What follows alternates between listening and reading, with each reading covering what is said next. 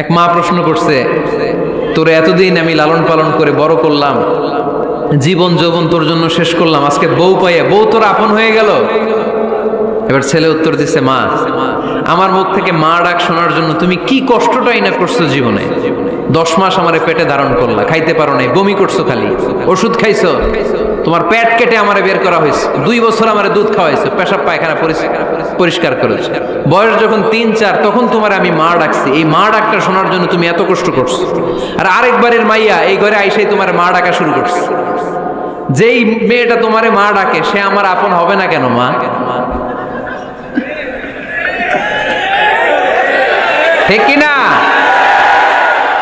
এই মা ডাক শোনার জন্য তুমি এত কষ্ট করলা, আমার লালন পালন করলা, 10 মাস পেটে ধরলা, পেশাব পায়খানা পরিষ্কার করলা, এরপরে মা ডাক শুনতে পারছো। আর আরেকবারের মেয়ে জানা নাই চিনা নাই এসেই তোমার ডাকা শুরু করছে মা। তো যে আমার মারে মা ডাকে তার স্থান তো আমার কলিজায়।